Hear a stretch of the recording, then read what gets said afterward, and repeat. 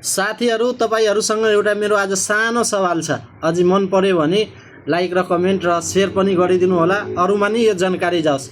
यसो हेर्यो भने हाम्रो बाउबाजेले ऋण कुनै मान्छेलाई ऋण लाग्छ, कुनै मान्छेलाई ऋण लाग्दैन।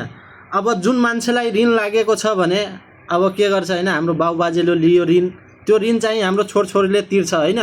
त्यस्तै हाम्रो देशको अवस्था र स्थिति त्यस्तै छ।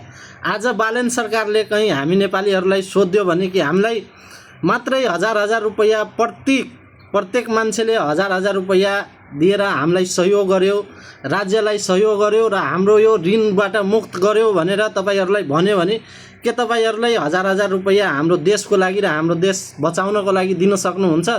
म एकदम तयार छु। मेरो घरमा जतिवटा सदस्य छ तिनीहरू जोडेर मैले एक हजार गर्दाखेरि लगभग मेरो 13-14 जनाको परिवार छ र त्यो परिवारबाट मलाई सबै मान्छेले तिर्नु पर्यो भने म एक्लै तिर्न तयार छु। के तपाईहरु तयार हुनुहुन्छ? सक्दो यो भिडियोलाई शेयर गर्नु र सबैजनाले जानकारी पनि पाउनु। के तपाईहरुले तिर्न सक्नुहुन्छ? एउटा कमेन्ट गरेर भन्नुस् र यो भिडियो हाम्रो बालेन दाइसँग पुर्याइदिनु होला। हस्त नमस्ते, जय श्री राम, जय नेपाल।